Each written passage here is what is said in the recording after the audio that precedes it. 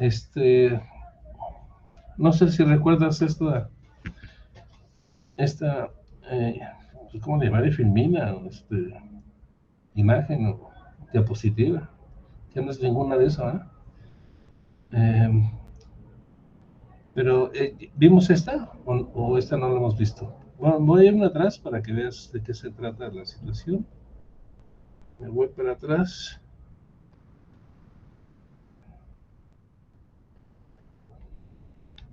Archivo 2 no les pone los botones. Aquí está. Esta sí la vimos, ¿no? Eh, Creo que fue la última que vimos la clase pasada. Ok, bueno, entonces contemos a partir de aquí.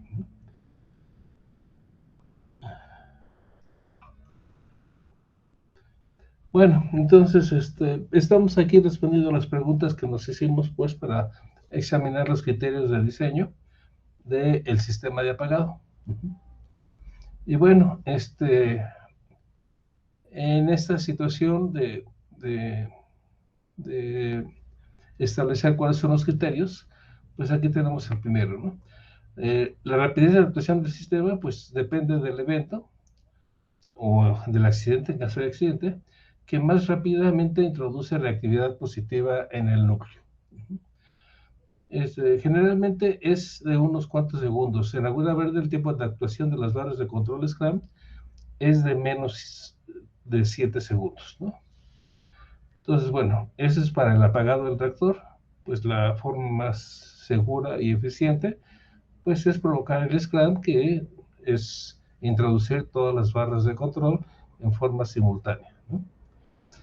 Entonces, bueno, ya vimos que Laguna Verde tiene 109 barras de control y esas barras de control, bueno, pues son componentes muy pesados, ¿no? Entonces, imagínate tú la cantidad de energía acumulada que se debe tener para mover todas estas barras e introducirlas en contra de la resistencia del agua, ¿no? Y para que esto ocurra en 7 segundos, pues implica que el sistema realmente tiene que ser bastante poderoso, ¿no? Es por esta razón que el sistema es hidráulico. Sabes que cuando tenemos un sistema hidráulico, bueno, estos sistemas son capaces de almacenar una gran cantidad de energía. Eh, bueno, con respecto a la reactividad negativa, tenemos este concepto de reactividad o profundidad de reactividad en español, pero suena feo, entonces mejor dejamos igual.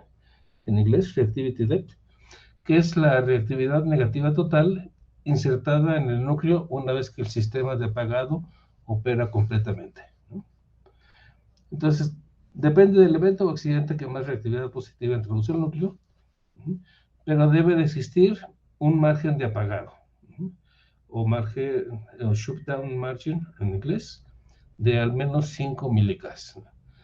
Bueno, entonces quiere decir que las 109 barras de control pues están muy sobradas de lo que se requiere pues para apagar el reactor e introducir una gran cantidad de reactividad negativa, ¿no? Entonces, este margen de apagado simplemente es la diferencia entre la reactividad positiva y la reactividad negativa, ¿no? Entonces, bueno, el margen de seguridad en el caso de Laguna Verde es bastante considerable. Si hay alguna situación de pregunta o comentario, pues me das la mano y ya lo vemos.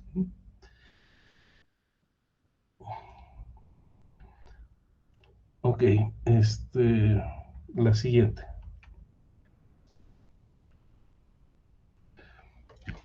Bueno, ¿de dónde proviene la reactividad negativa? Bueno, obviamente para el sistema de apagado son las barras de control. Pero por otro lado también existen los venenos, estos venenos que se originan cuando, bueno, están originándose todo el tiempo, ¿no? Pero en el momento en que se para el reactor, pues ya dejan de consumirse estos venenos con respecto a la cantidad que se están produciendo. Entonces estos venenos pues simplemente se llaman así porque son unos, son muy activos pues para la captura neutrónica, ¿no? Tiene una sección eficaz muy alta para captura neutrónica. Entonces, bueno, cuando se apaga el reactor, inmediatamente empieza a elevarse la producción de estos venenos, como vemos en la gráfica. Déjame prender aquí la... ¿Dónde está? ¿Dónde está? Acá está, ¿no? Vamos a encender esto.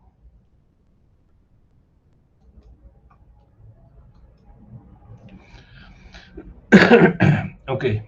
¿Sí se ve el puntero? ¿Diego? Ok. Bueno, entonces, aquí, por ejemplo, esta gráfica, vemos que, pues, el reactor, pues, al arrancarse, siempre vamos a tener una reactividad de xenón, porque siempre se está formando, en cierta cantidad, pero también se está consumiendo. Cuando captura neutrones, se va consumiendo xenón. De tal manera que, pues, llegamos a un equilibrio de este componente que es elemento, pues, o átomo que adquieren, es muy atractivo, pues, para atraer neutrones, ¿no? Perdón la redundancia. Bueno, entonces se llega a un nivel de estabilidad entre la producción y el consumo, pero aquí vamos a suponer que se ocurre el scrum, es decir, se traducen todas las barras de control. Entonces tenemos un salto muy exagerado de producción de introducción de reactividad negativa. Pero también se deja de consumir el xenón porque ya no hay neutrones que estén en el sistema. Y bueno, entonces la producción se va acumulando la cantidad de xenón, de tal manera que hay que esperar, en este caso, a que actúe la media de este isótopo, para que pues, poco a poco vaya bajando la reactividad, porque después de esta franja que tenemos aquí un 6% de exceso de reactividad, entonces realmente no podemos iniciar el reactor, ¿no? Entonces cuando el tiempo va bajando, y bueno, cuando ya estamos abajo de este nivel, pues entonces ya es posible extraer las barras de control y poder arrancar el reactor.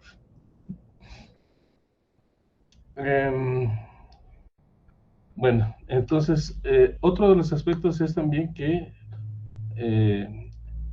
existe la posibilidad de insertar reactividad positiva, y esto es malo. Y bueno, esto, por ejemplo, ocurre cuando tenemos un LOCA pequeño en un candú, porque el vacío de refrigerante en los canales de combustible, de repente, pues eso era el daño, el consumo, pues, de elementos con reactividad negativa. Entonces, bueno, hay pérdida a través de la ruptura en caso de este LOCA pequeño, ¿no?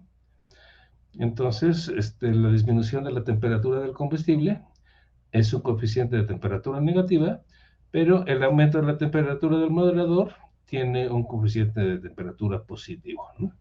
Entonces, algo muy similar a lo que ocurrió en el accidente de Chernobyl, ¿no? Porque estos reactores pues realmente tienen la misma intención que originalmente el reactor de Chernobyl, que es la producción de plutonio, ¿no? Entonces, al final de cuentas se adaptaron para reactores de consumo, bueno, de producción de energía eléctrica, pero pues el diseño también considera estos aspectos, ¿no? De que cuando paramos a baja potencia, entonces podemos tener problemas de estabilidad. Bueno, este es por ejemplo, ¿de dónde obtenemos el xenón que se forma? Bueno, el telurio, que es un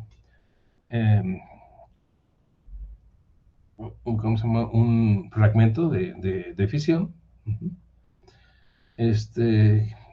que tiene una vida muy corta, de menos de un minuto, se transforma, se convierte en yodo 135, el yodo 135 se convierte en xenón 135. Entonces aquí vemos que el xenón 135 pues tiene una vida media de 9.2 horas. Si nosotros consideramos que deben ocurrir al menos unas 4 vidas medias para ya tener poca reactividad, 7 vidas medias para considerar lo que ya no hay reactividad. Pero bueno, si son 4 vidas medias, pues entonces estamos hablando de más de un día en que el reactor permanece apagado, ¿no? Entonces el xenón 135, pues ya por captura neutrónica se convierte en cesio 135 y el cesio 135 decae a formar el bario 135 que ya es estable.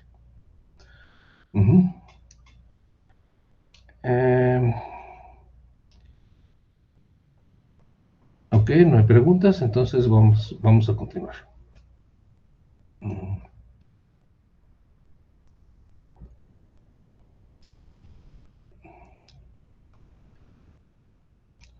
Uy, ahora ya no responde aquí.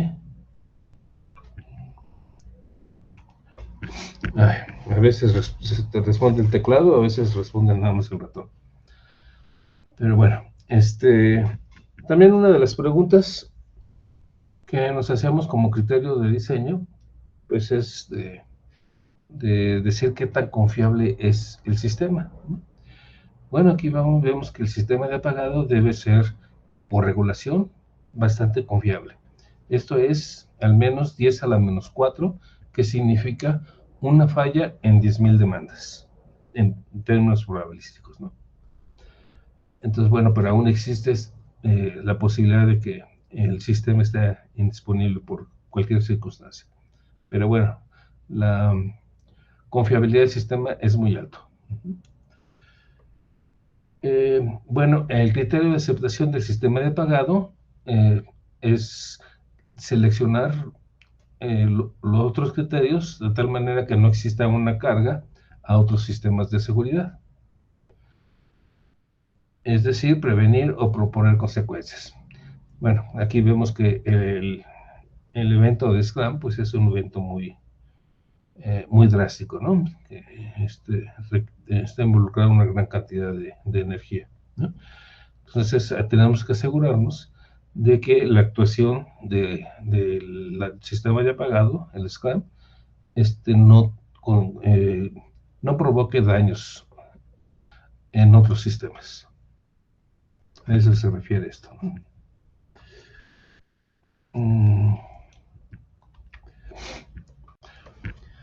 Aquí eso es muy interesante, ¿no? Que tiene que ver mucho con la confiabilidad del sistema, ¿no?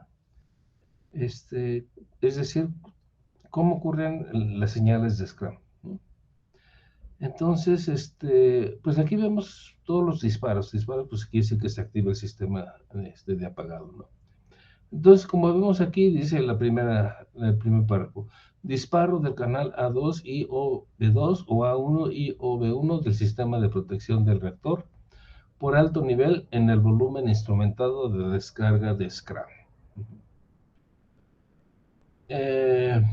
Está confuso, ¿no? O no sé si se comprende este criterio. Sí, está confuso.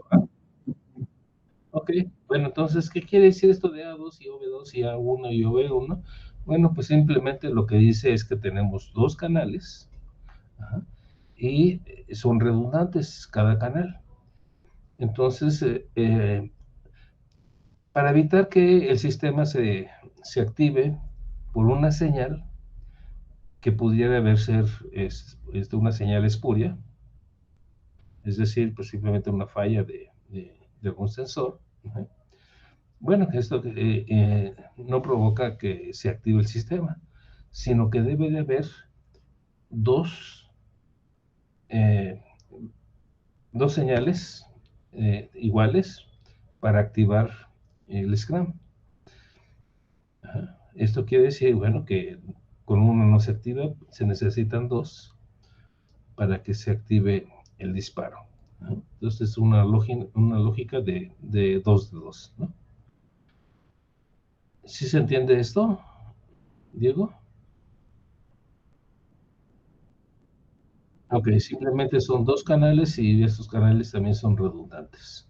Entonces, con que suceda una señal en un sistema o dos, o uno en cada canal, este, no provocará el sistema, el SRAM, sino se requiere que ocurran dos.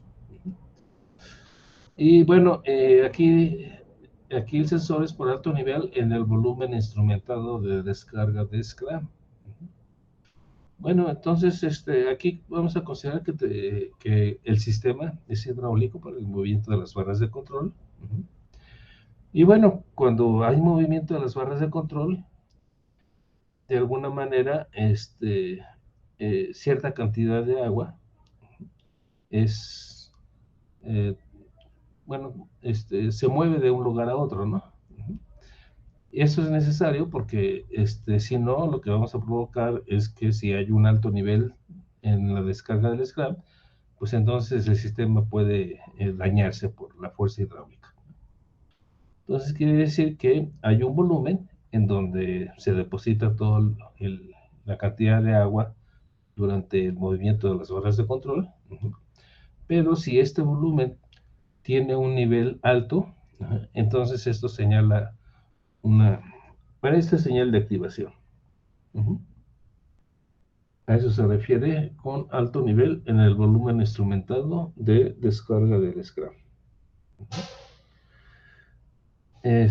Bueno, esto puede suceder en una o más barras, pero si se tiene ese alto nivel, inmediatamente el sistema automáticamente dispara el SRAM. Antes de que ocurra esto mismo en más barras y que cuando se quieran activar las barras de control, estas no puedan moverse, o si se mueven pueden generar una gran cantidad de energía que daña las tuberías. Bueno, esa es una señal de SRAM. La siguiente es disparo del canal A2 y OB2 a 1 y OB1, otra vez, una lógica de 2 de 2, del sistema de protección del reactor por alta radiación en el túnel de las líneas de vapor principal. Bueno, entonces en este caso, pues el vapor de Laguna Verde tiene cierto nivel de radiación porque es un ciclo directo, el agua que pasa a través del núcleo, esa es la que se convierte en vapor. Por lo tanto, este vapor puede ser ligeramente radiactivo. Pero bueno, hasta cierto nivel.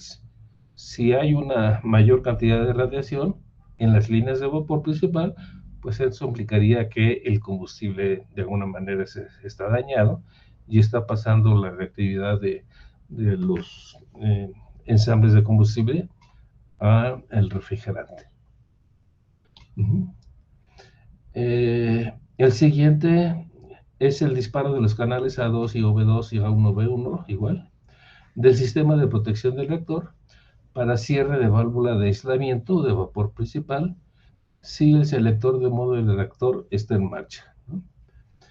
Entonces, bueno, si el reactor está funcionando en forma adecuada y el selector está en marcha, pues el cierre de la válvula de aislamiento de vapor principal, si se actúa, entonces el reactor se aísla, ¿no?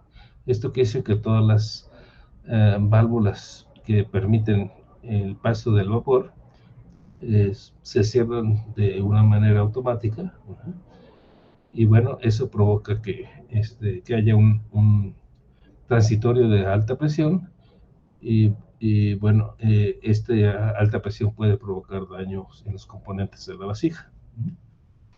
Entonces, si hay una señal de aislamiento debido al cierre de las válvulas de aislamiento, entonces también se genera el SRAM.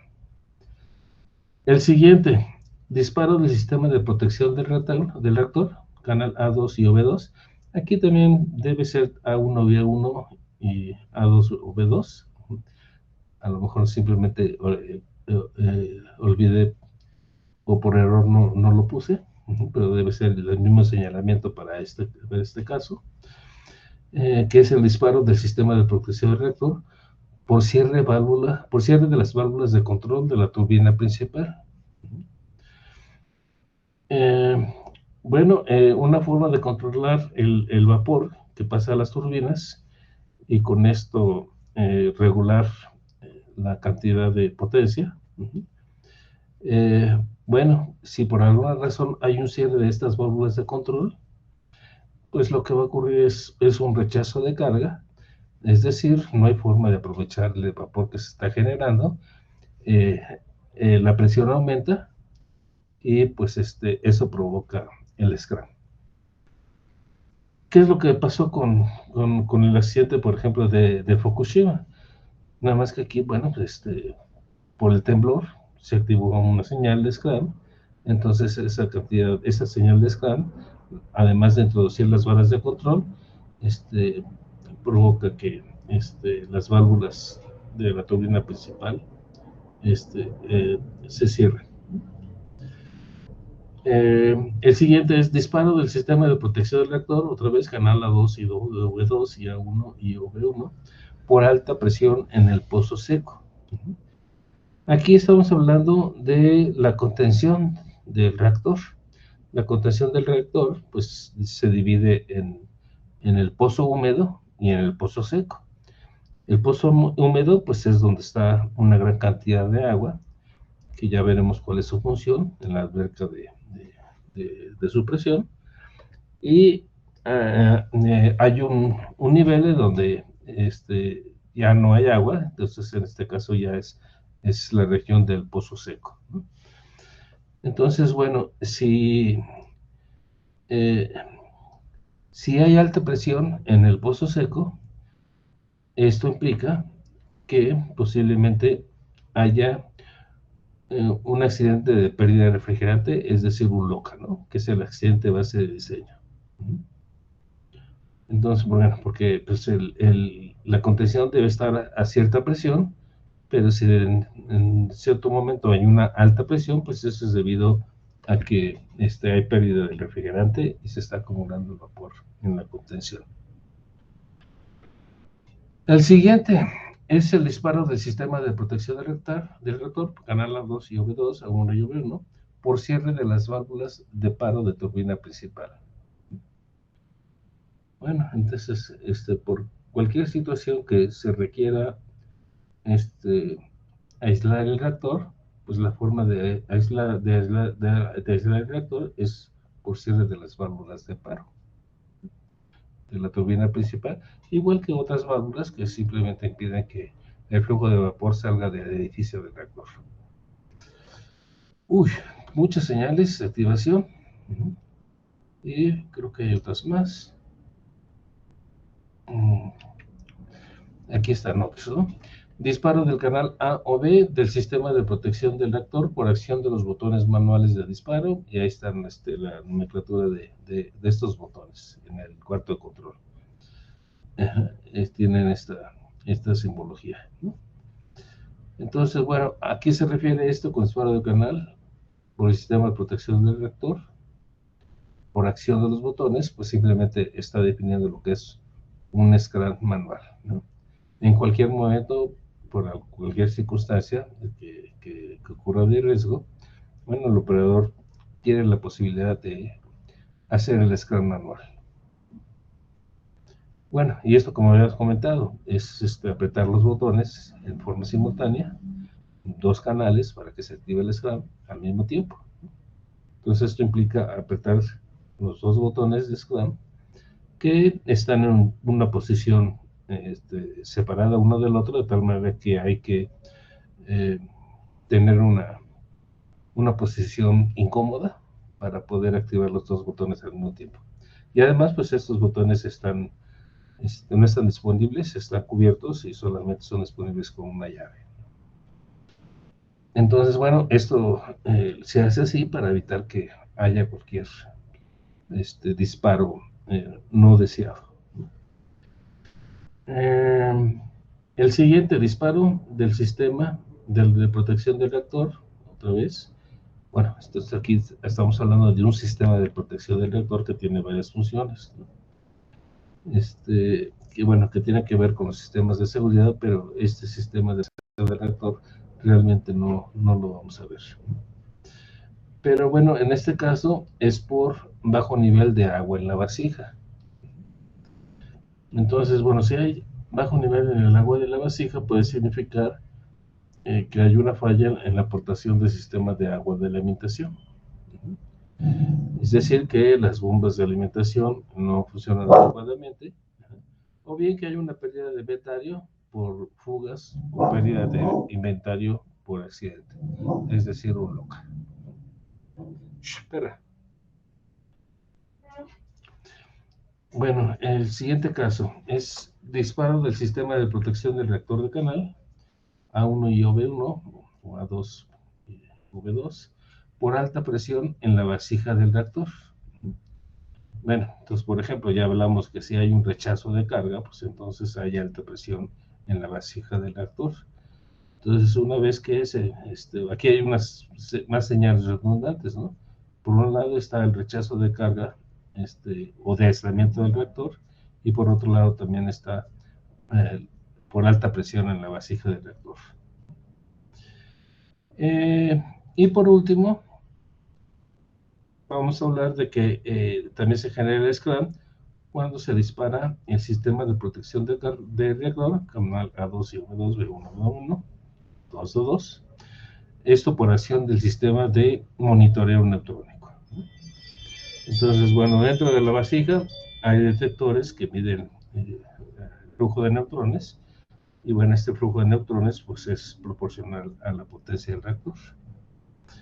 Entonces, por alguna razón hay un alto nivel de neutrones.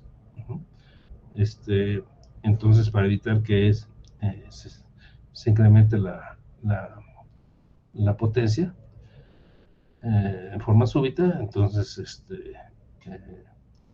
hay disparo, hay el SCRAM, debido a que el sistema de monitoreo neutrónico detectó alto flujo.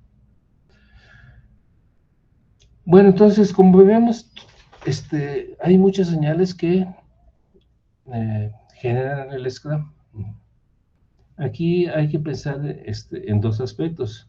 Por un lado, no se quiere que haya el SCRAM porque ya no se puede activar el reactor inmediatamente, arrancar de nuevo, y hay que esperar un par de días o un poquito más pues para poder otra vez arrancarlo, ¿no? Y cada día que pasa sin generar potencia, pues estamos hablando de un alto costo que está en el orden de millones de dólares, ¿no? Entonces, desde el punto de vista económico, no queremos que haya un SCRAM, porque provoca esta situación de alto costo, ¿no? Pero aquí pues hay que poner de manera prioritaria la seguridad, ¿no? Y por cuestiones de seguridad, pues hay todas estas señales que generan el SCRAM, ¿no? Entonces aquí hay dos situaciones. Primero hay que activarse las señales de 2 de 2, ¿no? Pero por otro lado también puede haber que es simplemente un medidor o una mala calibración de los instrumentos pudiera generar estas señales de error y generar el SCRAM, ¿no? Entonces siempre hay que estar revisando que estas señales estén bien calibradas para que no haya SCRAMs espurios.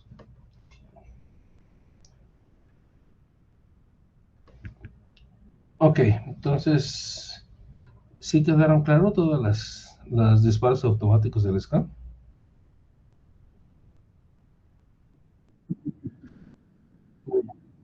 Muy bien, gracias. Entonces, continuamos.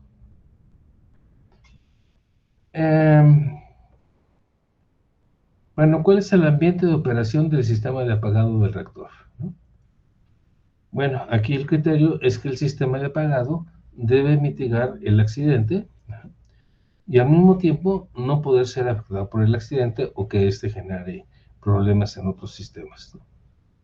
Entonces, en este respecto, pues hay que definir cuáles son las condiciones que podrían afectar el sistema. Pues bueno, si te pones a reflexionar un poco, pues hay muchísimas condiciones que podrían afectar el sistema. Entonces, bueno, hay que definir cuáles son estas condiciones. Y por otro lado, diseñar el sistema para que en caso de que se generen estas condiciones, no afecten a otros sistemas, ¿no? Que el sistema pueda soportar por sí mismo las condiciones en las que está operando. Aquí hay unos ejemplos. Dice, no deben existir tuberías con alto contenido energético a una distancia corta. Entonces quiere decir que pues, hay que diseñar el sistema de tal forma que no genere alto contenido energético a una distancia donde está componentes de otro sistema que pudieran verse afectados en caso de que se genere esta condición. El siguiente ejemplo, ninguna ruptura en la región del núcleo. ¿Sí?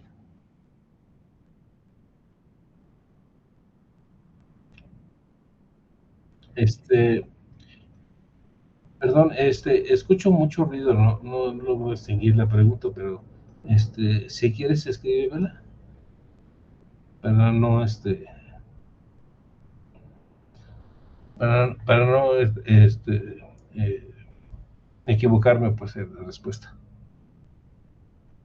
¿Sí puedes escribirla?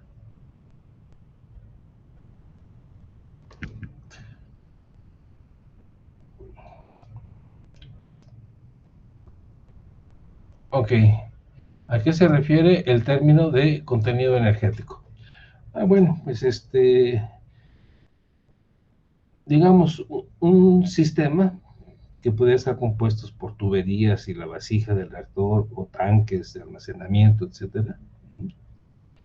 Depende de las condiciones existentes, pueden tener un alto contenido energético. Por ejemplo,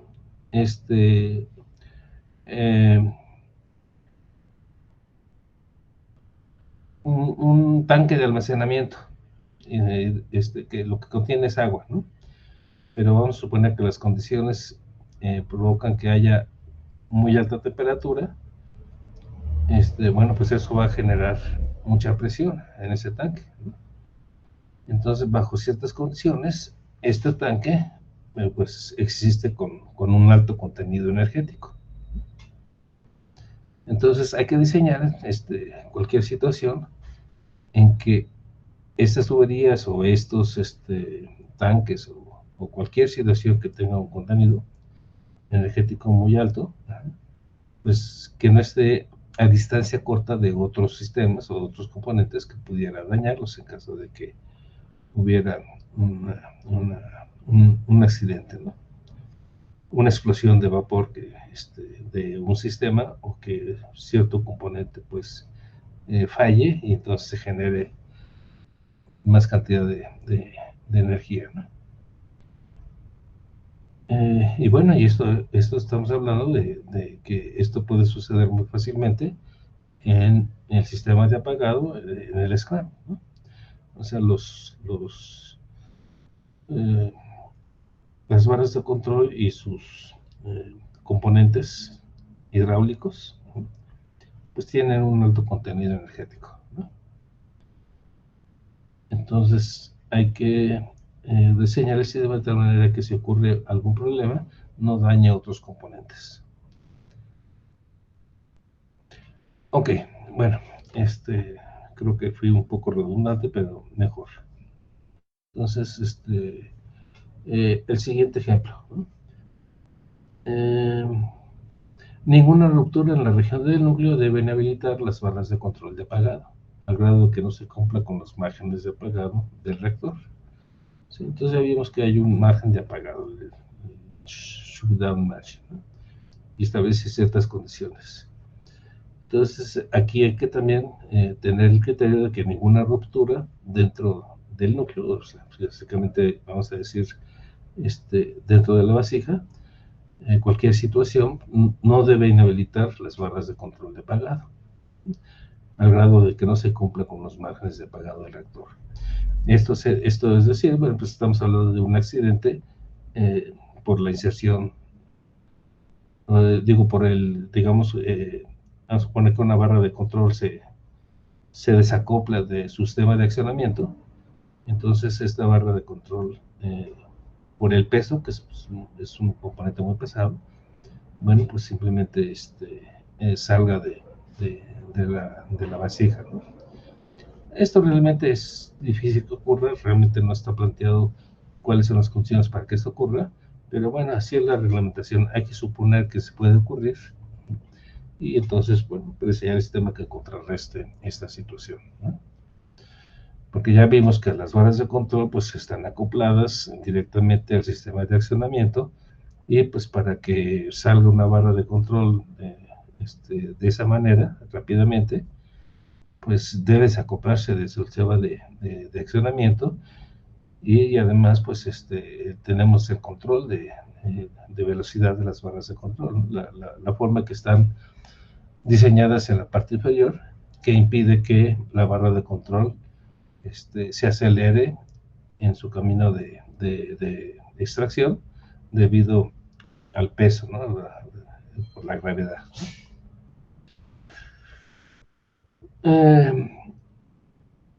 Ok, entonces también hay que diseñar el sistema de tal forma que la separación de cables e instrumentación esté a una distancia práctica, de tal manera que un fuego local no pueda inhabilitar el sistema de apagado, ¿no? Entonces vamos a suponer que ocurre un pequeño cortocircuito, y este cortocircuito genera un pequeño incendio que se puede agravar, ¿no? Entonces, si esta situación afecta a todo el sistema, pues de alguna manera se va a inhabilitar el sistema de apagado, no va a funcionar cuando se requiera. Entonces, bueno, hay que diseñar el sistema de tal manera que toda la instrumentación esté a una distancia, de tal manera que un fuego local no dañe el sistema.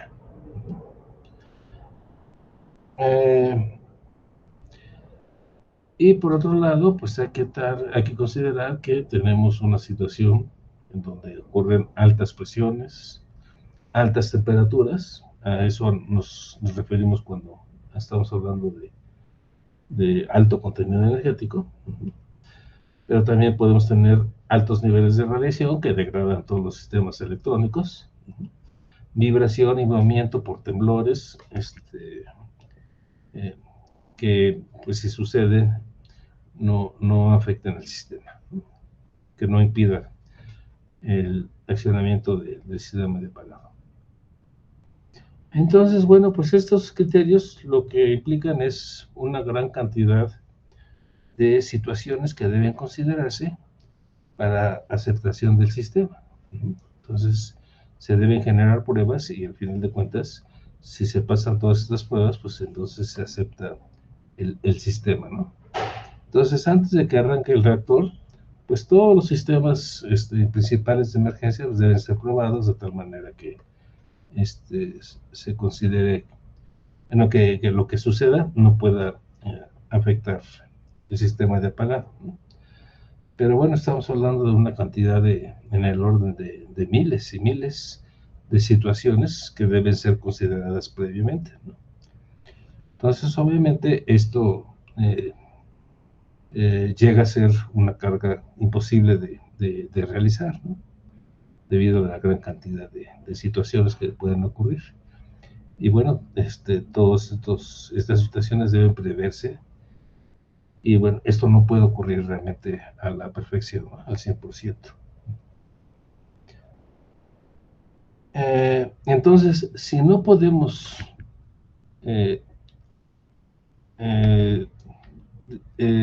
previamente ver cuáles son las circunstancias que pueden ocurrir para un fallo del sistema o de cualquier otro sistema, entonces lo que tenemos que evitar es que ocurran fallas Ahora es aquí. ¿Dónde está el cursor? Esta ahora no. Uy, ya no me responde de ninguna manera. Déjame ver. Aquí. No responde en esta pantalla. Ya funcionó. Aquí estamos. Entonces, si no podemos prever todas las situaciones, sí ayuda esta determinación de fallas de causa común. Entonces, ¿qué significa esto de fallas de causa común? Bueno, pues hay que identificar todas las fallas de causa común, es decir, pequeñas situaciones o fallas que por sí solas no dañan para nada el reactor. Bueno, muchas de ellas van ocurriendo en cascada y al final de cuentas puede afectar el sistema de apagado, ¿no? Entonces a eso se refiere con fallas de causa común, es decir, determinar no solamente cuáles son los posibles eventos que pueden ocurrir, sino además cómo podría afectar una cascada de fallas pequeñas que puedan agravar la situación y poner en riesgo la planta. Entonces, bueno, determinar todos los aspectos de falla de causa común también es imposible, pero ayuda lo que se le denomina la filosofía de dos grupos. Entonces, así como vimos que en el sistema de apagado del reactor, pues existen dos canales y esos canales también son redundantes. Bueno, esto está determinado porque hay que diseñarlo de tal manera que por cada falla asegurar que el sistema al menos haya dos maneras de realizar la función de seguridad requerida, ¿no? En este caso, como estamos viendo el sistema de apagado, pues esto implica que debe haber dos formas de apagado del sistema. Y ya vimos que en este caso, pues es las barras de control. Y por otro lado, bueno, pues ya el sistema último está el sistema de control líquido, que es inyectar material absolutamente neutral y con eso apagar el reactor, pero también con eso le damos a la torre al reactor, ¿no? Pero bueno, son dos formas de asegurarnos de que son dos maneras de realizar la función de seguridad, en este caso será apagado el reactor, ¿no? Ahora también hay que separar geométricamente estas dos maneras, ¿no?, para evitar que estén sujetas a daño local y riesgos por fuego, misiles o choque de aeronaves, ¿no? Entonces, bueno, no solamente hay que diseñar dos formas de apagado del reactor, sino cada una de ellas pues debe estar localizado en diferentes regiones, de tal manera que la inhabilidad de uno de los dos sistemas ponga en riesgo a la planta, ¿no? Entonces, bueno, la contención está diseñada pues para resolver, para responder, para soportar muchos tipos de carga, ¿no? Aquí cuando estamos hablando de misiles, pues estamos hablando más bien de componentes que debido al contenido energético de un sistema, pues puede salir disparado, ¿no? Por ejemplo, pudiera ser la tapa o la tubería de un tanque que tiene mucha presión, ¿no? Y que al final de cuentas, pues se provoca la falla y componentes salen disparados que pueden dañar a los componentes del sistema. Entonces, bueno, a eso se refiere con separar geométricamente las dos maneras. Y esto también, pues, de alguna manera, constituye que pues hay que diseñar los sistemas redundantes por duplicado, ¿no? Cada uno de esos sistemas sería suficiente para aplicar la función de seguridad, ¿no? Pero por cuestiones de regulación hay que diseñar dos sistemas diferentes para apagado del sistema, y bueno, lo mismo ocurre para todos los demás sistemas de seguridad. Además de separar geométricamente las dos maneras, hay que utilizar diversidad de equipo y diversidad en la forma de operación. Bueno, si los dos sistemas eh, independientes se funcionan de la misma manera y tuvieran los mismos componentes, entonces podríamos asumir que cuando falla un sistema, existe una probabilidad más alta de que falle el otro de igual manera, ¿no? Entonces, para evitar esto, pues los dos sistemas deben diseñarse este, eh, con diversidad de equipo y diversidad en la forma de operación. Eh, También hay que proteger el equipo de ambientes adversos resultantes de las fallas y proteger al menos uno de los sistemas contra eventos externos como tornados y temblores, ¿no?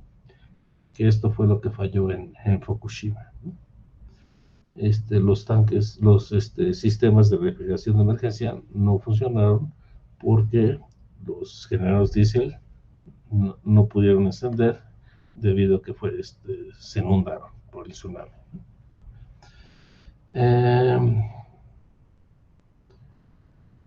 Ya vimos que en Laguna Verde pues no puede haber un tsunami de ese tamaño, pero sí pudiera haber pues como ocurrió ahorita en Acapulco, ¿no? Algo inesperado, algo que no había ocurrido, pues yo creo que en ningún momento, ¿no?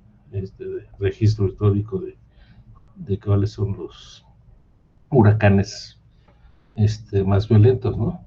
El hecho es de que por el cambio climático estos huracanes cada vez son más y más fuertes, ¿no? Entonces, sí pudiera haber una situación de riesgo en que se provoque un oleaje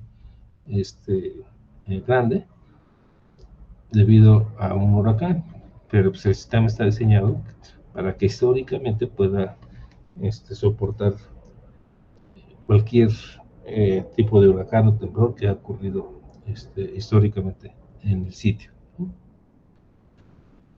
Eh,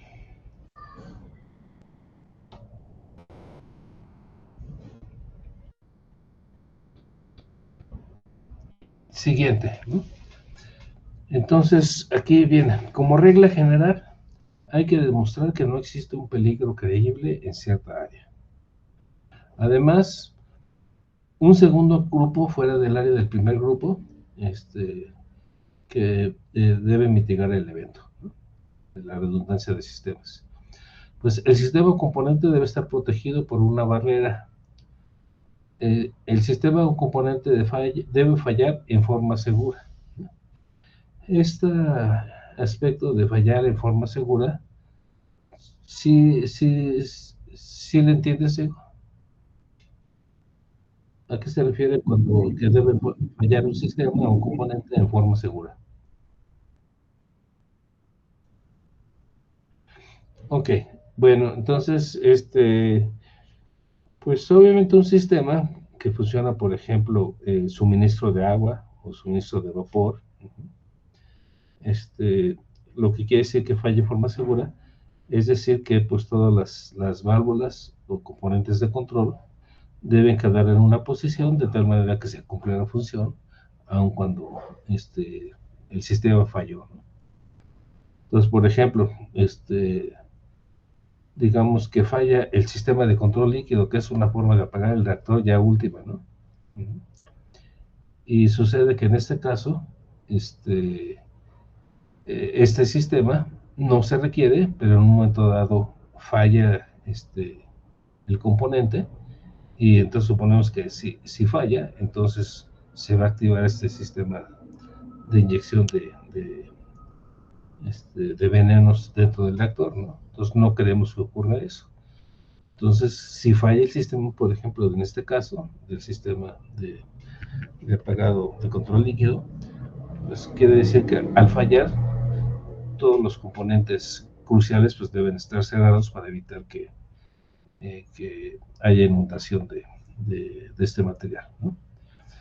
Entonces, bueno, también, por ejemplo, pues que si falla una válvula de suministro de vapor, pues no va a ser que falle el sistema y falle en forma abierta y que eso represente pues una condición que va a agravar el sistema o a degradar el sistema, ¿no? Entonces, si la forma de apagado, digo, la forma de apagado seguro es considerar pues que las válvulas deben abrirse o cerrarse dependiendo de cuál es la situación segura para el caso de falla, ¿no? ¿Sí quedó claro?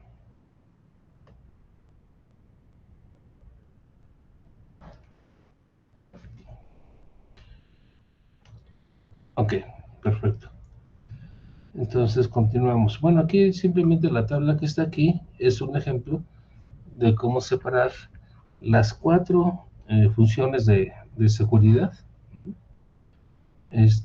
y que debemos tener 2 grupos completamente diferentes con respecto a posición, forma de actuar, instrumentación, componentes diferentes, y cómo es posible suministrar las 4 funciones con diferentes sistemas que están eh, en 2 grupos diferentes.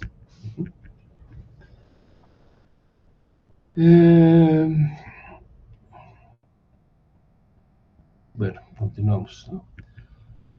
Aquí tenemos diferentes tipos de lógica de canales, ¿no? Aquí esta tabla y esta figura están relacionadas. Y bueno, lo que vemos poner en la figura, que los 2 grupos de sistema están localizados en diferentes puntos, ¿no? Entonces, es lo que debemos observar. Un grupo debe estar en cierto lado y otro grupo en otro lado, desde el punto de vista de dónde están los sistemas localizados, ¿no? Pero pues además aquí vemos que en este caso tenemos 3 canales, en donde, bueno, está la posibilidad de A, B, C, D, E, F, K, L, M, N, H, I, J, N, P, Q, y W, K, W, y W, M, que es lo que implica, bueno, que si tenemos 3 señales, podemos probar un canal sin necesidad de que se active el SCAM, ¿no? Aunque ya dijimos que para que haya SCAM debe haber 2 señales iguales, ¿no?, en 2 canales diferentes. Entonces, bueno, si tenemos 3 canales, entonces esto permite pues que se pueda probar el sistema independientemente de que esté funcionando o no el reactor. Entonces, bueno, esto es un ejemplo de sistema colocados en diferentes posiciones, también diferente forma de cómo ocurre. Aquí, por ejemplo, vemos que hay más redundancia en un canal que en otro, o diferentes tipos de redundancia, ¿no? Lo que quiere decir diferente forma de funcionamiento y diferentes tipos de componentes en diferentes posiciones, ¿no? Entonces, como ves, pues cada vez se complica más cuál es el diseño de un reactor y tener los criterios de funcionamiento de un reactor, y todavía más pues de que el reporte final de seguridad, que considera todas las posibilidades de situación de riesgo, estén previstas, es decir, estén contenidas en el FSAR, ¿no? El FSAR pues, es un documento vivo en el cual se encuentra todos los análisis de seguridad de la planta, no solamente del sitio, sino también, ¿cómo se llama?, de eventos del tiempo, pues, ¿no?, ambientales, ¿no? Y bueno, muchos aspectos más, ¿no?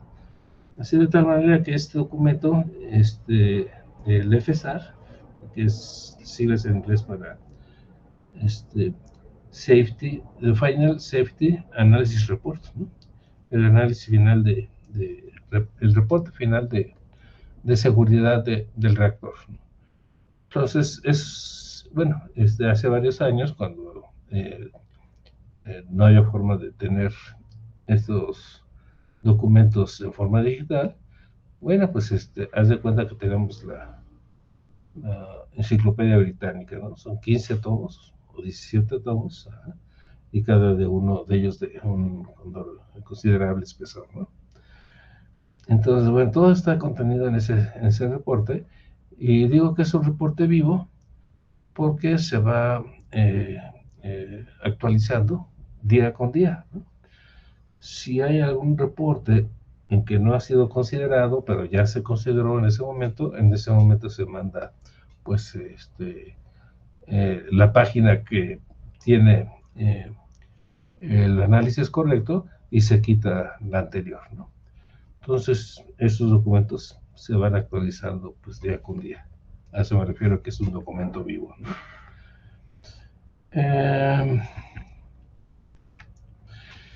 Y bueno, aquí, por ejemplo, hay dos formas ¿cómo se llama?, de redundancia. Siempre en los reactores nucleares vamos a tener sistemas redundantes, ¿no? Y para el caso de los sistemas de refrigeración de emergencia, pues son múltiples los niveles de redundancia. Pero bueno, hablando del tipo de redundancia, aquí tenemos dos formas. En el caso de un reactor de agua ligera, de ser BWR o PWR, podemos tener, pues, 3 canales diferentes, con la idea de que eh, podamos probar el sistema con el sistema operando sin activar la función de seguridad, ¿no? En el diagrama de abajo es exactamente lo mismo, pero es diferente. En el reactor CANDU, en lugar de 3 canales se tienen 2 canales, pero cada canal tiene redundancia.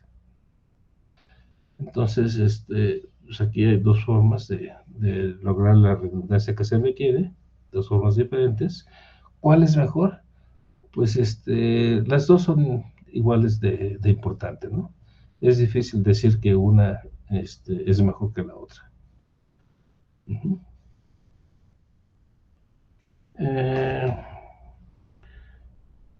Bueno, y en el caso, por ejemplo, que es un requerimiento que el sistema debe de ser probado en operación. Entonces, ¿cómo probar un sistema que en operación, por ejemplo, el apagado del reactor, que no cause el scram? Bueno, entonces ya vimos que la lógica de los disparos de scram, pues son 2 canales, 2 de 2, ¿no? Entonces que debe haber la activación de 2 variables, una en cada canal o 2 en un canal, ¿no? Pero siempre debe haber 2 señales. Y aquí en el caso de que tenemos 3 señales, 3 canales, pues esto permite probar toda la instrumentación del sistema, con el reactor operando, ¿no? Entonces, a final de cuentas, si provocamos una señal, no va a pasar nada con el reactor porque se requiere una señal redundante, ¿no? Entonces aquí, por ejemplo, tenemos los canales, canal 1 y canal 2, y en este caso asumimos que el canal 3 es para prueba del sistema.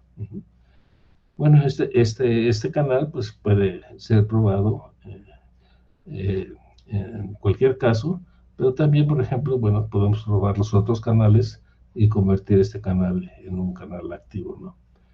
Entonces, aquí hay que tomar en cuenta que todos los sistemas de refrigeración de emergencia deben estar activos y presurizados para que entren en operación en forma inmediata cuando se requiere.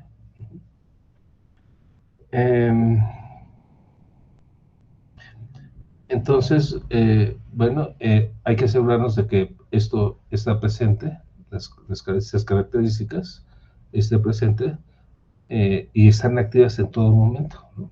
Toda la vida útil de la planta cuando está operando, ¿no? Para que en cualquier situación de emergencia se ocurre esta situación, pues se cumpla con la función, ¿no? Abajo tenemos el mismo caso, que tenemos 3 canales, y aquí tenemos cuáles válvulas, por ejemplo, corresponden a cada canal, ¿no? Aquí estamos asumiendo que se necesitan 2 señales de activación para que el gas de helio, que está a mucha presión en un tanque, pueda suministrar la fuerza suficiente para inyectar el veneno en la vasija, es decir, activar los tanques de veneno. Entonces ahí vemos aquí que un canal está formado eh, por 2 señales en diferentes canales, ¿no? Aquí vemos en azul el G y el G. Entonces quiere decir que si se activa una señal de G no pasa nada, porque hay otro que es el J que no está presentando la señal de activación, y así es para cualquier canal. Entonces podemos probar todas las condiciones del sistema de apagado del reactor líquido mediante esta situación, sin provocar que se active el sistema, ¿no? ¿Sí está claro, Diego?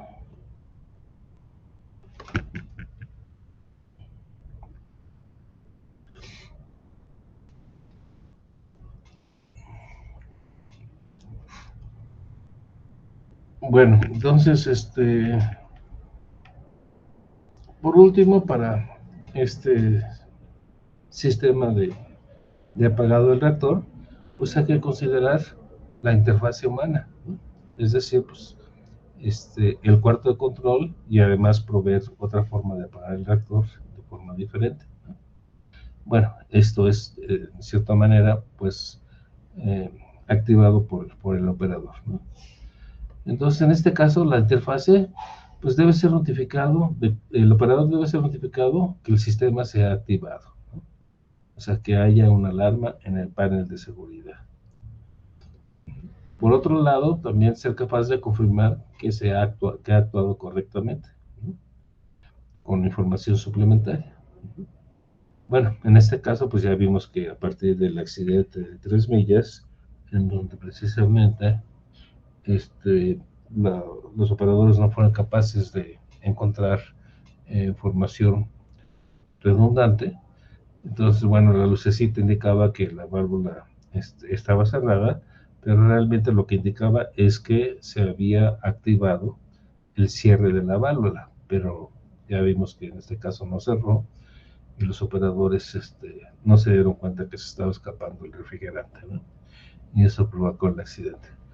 Entonces, bueno, pues ahora hay que ser capaces de confirmar que se ha actuado correctamente, es decir, la válvula no va a indicar que el cierre, sino hasta que realmente cierre la válvula, no durante su operación. Y por último, bueno, pues debe haber procedimientos para el caso de que no funcione correctamente un sistema, ¿no? Entonces, esto también es otra área muy importante, que es lo que corresponde pues a los procedimientos de operación, que hay procedimientos de operación en operación normal, en operación anormal y en operación en estado de accidente. Entonces, lo que quiere decir que todos estos procedimientos deben contener todo el análisis, toda la información, para que en caso de que se lleven estos procedimientos, entonces el reactor vuelva automáticamente, bueno, no automáticamente, al efectuar estos procedimientos, se lleve al reactor a, a un apagado, o bueno, a un estado seguro, ¿no?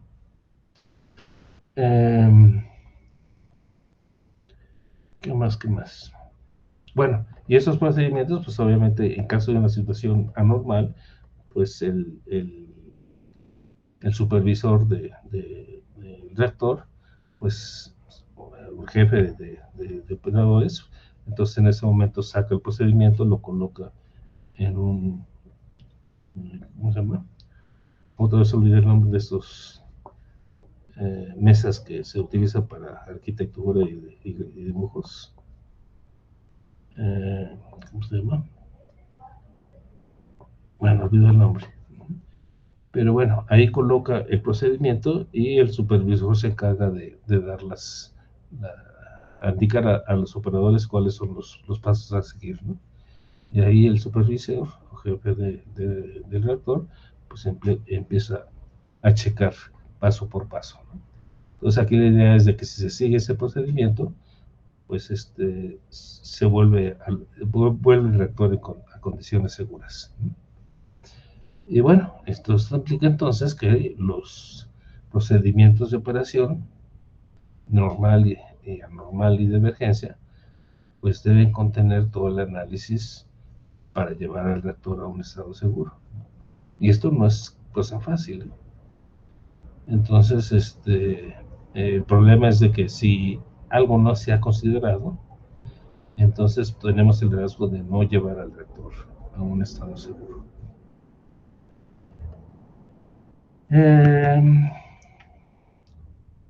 Bueno, vamos a descansar unos minutos, Diego, si estás de acuerdo. Y continuamos la clase, o ya tienes que terminar la clase a las 6.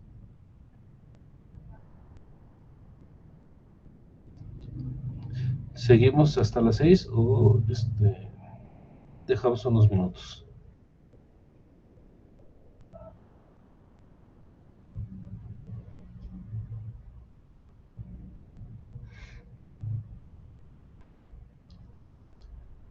Ok, entonces vamos a tomar 10 minutitos. Y seguimos en 10 minutitos. Bueno, entonces nos vemos en un ratito. La primera función, que es el apagado del reactor, y vamos a ver que otra función pues es la remoción de calor residual, ¿no? Entonces, de igual manera vamos a establecer cuáles son los criterios de diseño en forma de preguntas para irlas respondiendo poco a poco, ¿no? Entonces, bueno, los criterios de diseño. Aquí nos dice que debemos especificar cuánto calor puede ser removido, es decir, en situaciones del 100% de potencia, que es un poco arriba del funcionamiento normal o el normal, ¿no? O bien apagado el reactor, cuál es el calor de decaimiento después de apagado el reactor cierto tiempo, ¿no? Entonces, bueno, todo esto debe estar establecido de cómo va a ser la remoción de calor residual, porque pues ya vemos que el reactor pues sigue produciendo potencia una vez que se apaga, y bueno, que en el caso también de las combustible gastado, también debe ser removido el calor que se sigue generando después de que las instalaciones de combustible de gastado son colocadas en la alberca de supresión, ¿no? Entonces, como en la clase pasada, uno de los problemas que hubo en Fukushima fue que la alberca de combustible gastado de alguna manera sufrió una fisura y por ahí escapó el refrigerante. Entonces hubo daño de combustible y bueno, hubo liberación de reactividad. A pesar que en ese reactor pues, no hubo ningún otro problema. También tenemos que ver dónde está conectado. Pero es diferente según el tipo de reactor, ¿no? En el caso, por ejemplo, de Laguna Verde, que es un ciclo directo, nada más un ciclo, no hay grado secundario. Bueno, cómo está conectado todos los sistemas para remover el calor en el ciclo primario. Pero ya cuando estamos hablando, por ejemplo, de un PWR o de un CANDU, pues entonces ahí existe un ciclo secundario, ¿no? Que es donde se genera el vapor y el calor principalmente. Bueno, en este caso es en ambos lados, ¿no? Tanto en la vasija como en los generadores de vapor.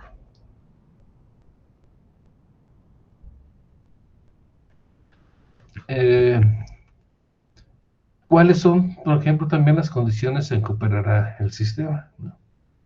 Estamos hablando que pueden ser condiciones muy exigentes, alta presión, alta temperatura, y bueno, tenemos que asegurarnos de que se va a poder remover el calor residual, ¿no? Y por último, bueno, ¿cuál es la confiabilidad de este sistema? No sé si has visto ya este sistema de remoción de calor con el profesor Salazar.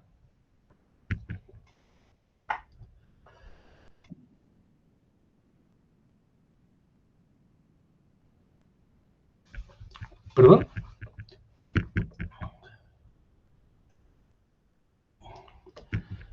Mejor escríbelo porque tengo problemas ahí con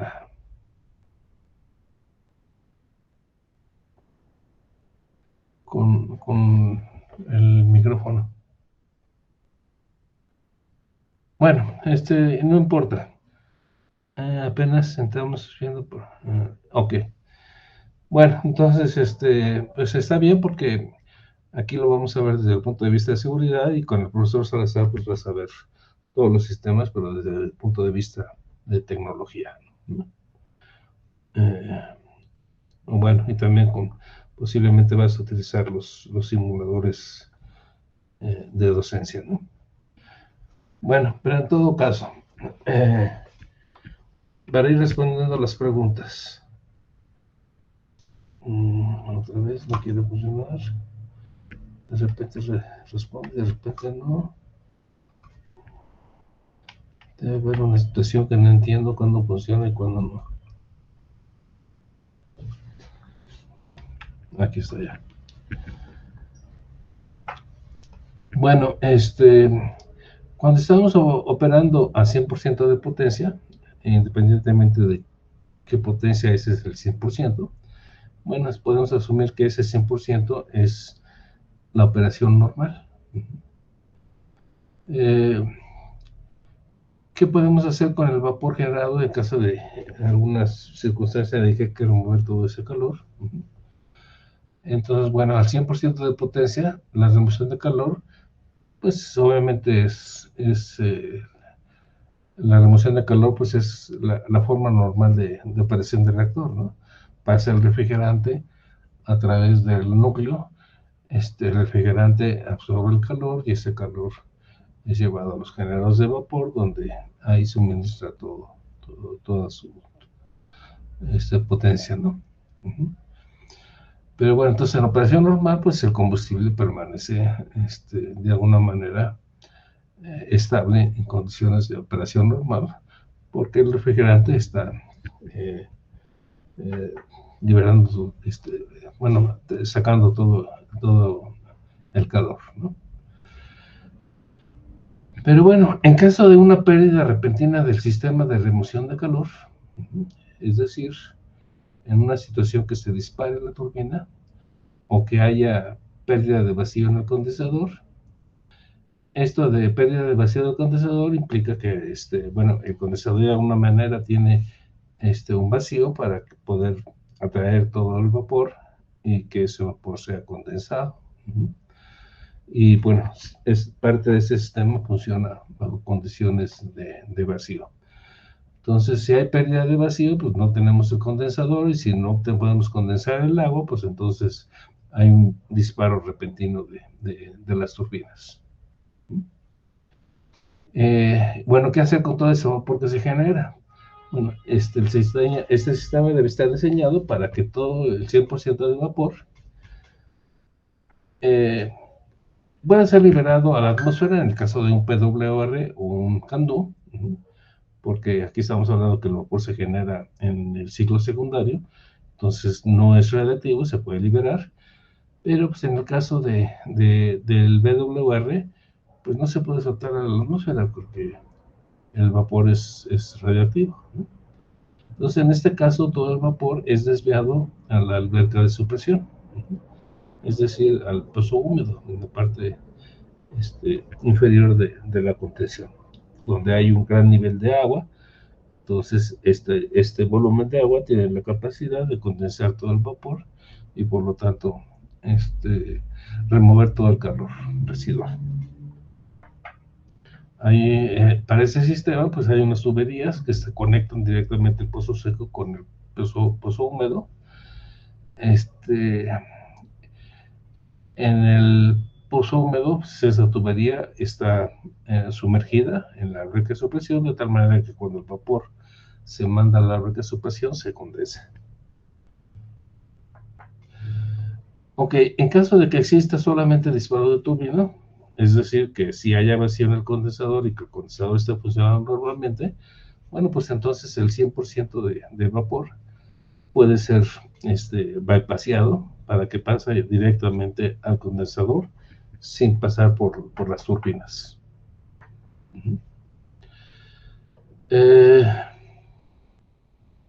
Bueno, y entonces en caso de que haya un apagado exitoso, entonces este sistema de remoción de calor residual, se inicia removiendo el calor residual que es entre el 6 y el 10% de la potencia nominal.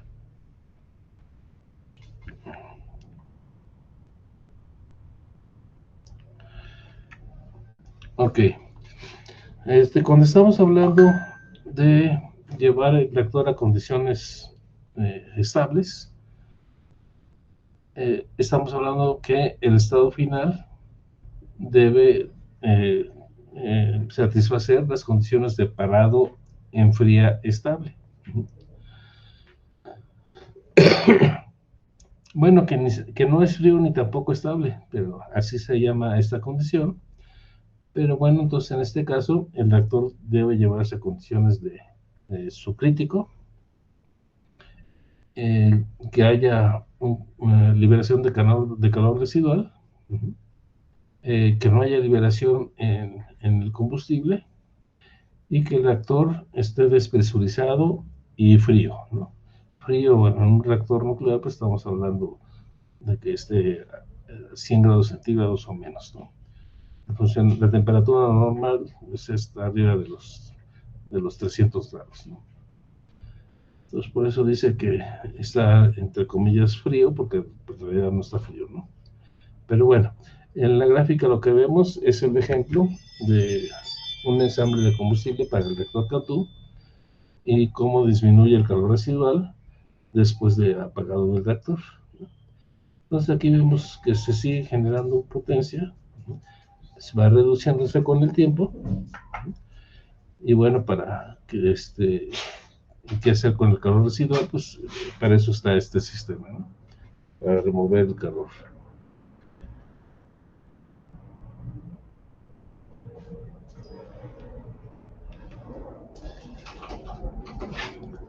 Bueno, ¿cómo se lleva la remoción de calor residual en los reactores Candu?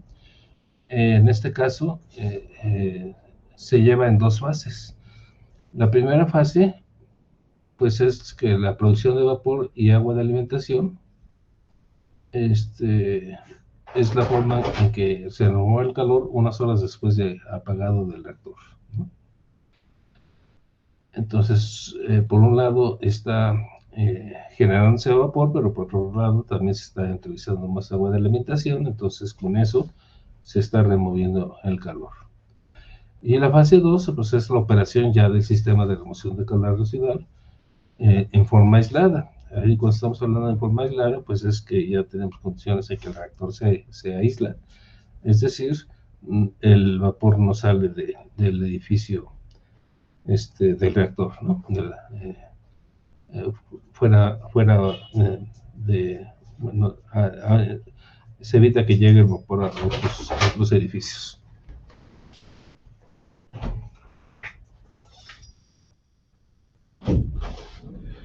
Y bueno, en este reactor pues está también el lado secundario. Entonces, bueno, hay que estar seguros de que ese lado secundario, pues toda la tubería debe estar intacta. En este caso debe haber una fuente de potencia eléctrica frente de gravedad o presión de vapor, para bombear agua al generador de vapor. Y por último, debe existir una fuente de suministro de agua constante para remover el calor de los generadores de vapor.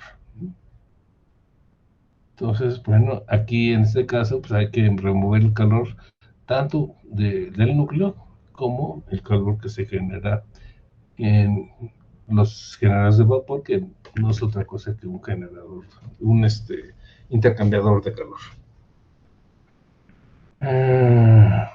Okay. Aquí está, por ejemplo, el diagrama del CANDU. Aquí este CANDU pues tiene cuatro generadores de vapor. Entonces existen 4 bombas para poder circular el agua, pero también está la remoción de calor en la calandria. Entonces aquí vemos el lado rojo, que es el lado caliente, y el lado frío, pues que es ya que remueve el calor del agua, ¿no? Aquí en azul, pues está la calandria. El azul indica que esta calandria está llena de agua pesada. Y bueno, esta agua pesada debe estarse reciclando para que sea removido el calor cuando opera el reactor o cuando se apaga el reactor, ¿no? Entonces, hay que también tener en cuenta que hay que remover el calor de la calandria.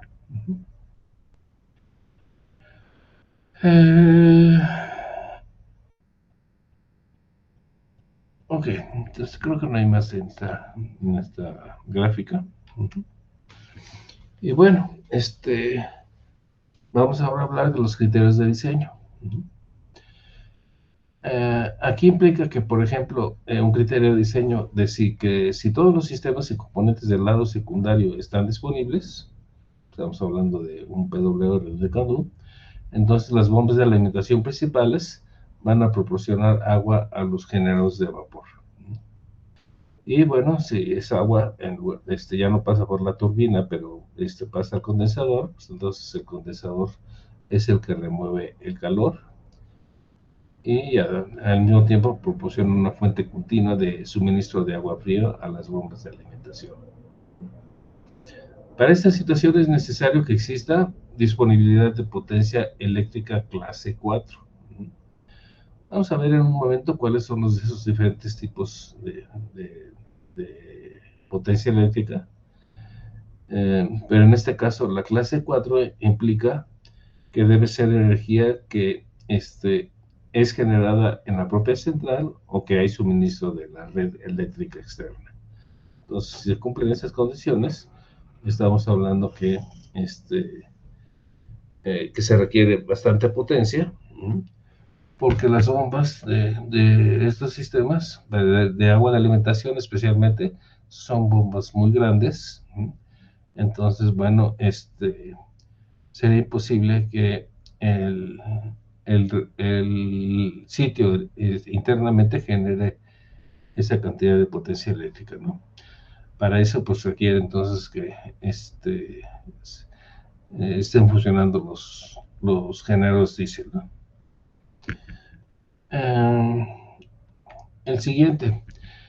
Si las bombas de alimentación no están disponibles, es decir, hay falla de las bombas de alimentación, entonces hay bombas auxiliares. Estas son bombas más pequeñas, porque es para un uso auxiliar, y estas bombas están alimentadas por potencia eléctrica de clase 3. Es decir, alimentado por los generadores diésel o bien por una turbina de vapor conectada a los generadores de vapor. Entonces ya vimos, por ejemplo, Fukushima, que el accidente pues fue menos grave debido a que el LPCI y el RCIC son sistemas que tienen una turbina que funciona mientras haya vapor, ¿no? Entonces, si se sigue generando vapor como calor residual, pues estas bombas pueden efectuar la remoción del calor, el flujo continuo, ¿no? O bien por las bombas auxiliares, que en este caso necesita los generadores diésel, ¿no? Y bueno, en el caso de que haya una pérdida de potencia externa eh, y las bombas de alimentación y el condensador no están disponibles, estamos hablando de una situación grave, entonces las bombas auxiliares pueden remover el calor residual derivando el vapor a la atmósfera a través de las válvulas ASDB. Entonces, bueno, simplemente sigue generando calor, se sigue generando vapor y este vapor simplemente es descargado al ambiente, ¿no? En este caso estamos hablando de que el vapor no es radiactivo, ¿no? Entonces esto puede ser a través de las válvulas ASDB o a través de las válvulas MSSB, que son Main Stream Safety Valves, ¿no? Las válvulas de, de las líneas de vapor principal, o los ASDBs, que son las bombas de descarga de seguridad, ¿no? Que liberan el vapor al medio ambiente. Entonces, eso puede ocurrir mientras exista agua en el tren de alimentación, que pues esto sería aproximadamente durante una hora. Entonces, bueno, aquí tenemos las 4 clases de potencia, ¿no? Entonces, en la clase 1 estamos hablando de potencia directa, corriente directa, que pues, proporciona un voltaje de 125 volts o 24 volts. Prácticamente esto es para toda la instrumentación. Entonces, si recuerdas, en el caso de Fukushima, de repente ya no hubo potencia excedente, se acabaron las baterías y pues el cuarto de control pues realmente perdió toda potencia eléctrica y pues toda la instrumentación pues no servía de nada, ¿no? Entonces, bueno, tenemos que tener una fuente de suministro de corriente directa, ¿no? Y esto se logra pues por medio de baterías, ¿no? Entonces, en Fukushima, como se inundó el cuarto donde está la instrumentación, pues también se inundó pues el cuarto donde están las baterías. Y bueno, no suministraron esta energía y por lo tanto estaban completamente ciegos en el cuarto de control, ¿no? Vemos que lo que hicieron de forma de emergencia es quitar las baterías de todos los automóviles que estaban ahí en la planta, ¿no? Y con estas baterías pues suministraron potencia eléctrica a la instrumentación del cuarto de control, ¿no? Esa es la clase 1. La clase 2 es potencia ininterrumpida, pero aquí estamos hablando de corriente alterna de 120 volts, ¿no? Entonces, bueno, aquí podemos utilizar, pues es como por ejemplo los no breaks, que simplemente son fuentes ininterrumpibles. Pero en este caso, pues si estamos hablando de baterías, pues hay que transformarla a corriente alterna y bueno, pues esto implica que si se tiene una cantidad determinada de potencia eléctrica por medio de baterías, pues transformar la corriente alterna pues va a consumir estas baterías mucho más rápido, ¿no? Bueno, la clase 3 es ya la potencia de suministro de energía eléctrica interna, es decir, a través de los generadores diésel. Y bueno, estos proporcionan corriente alterna de 460 volts y 110 volts, ¿no? Suficiente para mantener las bombas funcionando en forma continua mientras los generadores diésel estén funcionando, ¿no? Y la clase 4 pues ya implica potencia alterna normal, es decir, potencia externa, que bueno, aquí tenemos corriente alterna de 6600 volts, 220 volts y de 110 volts, dependiendo de los componentes de cada sistema.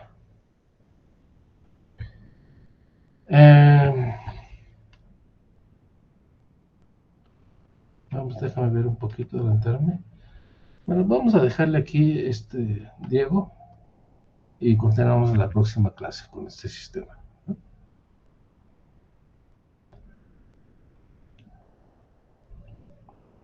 Bueno, entonces, pues muchas gracias por tu atención, que tengas un muy buen fin de semana y por aquí estaremos el martes, ¿no?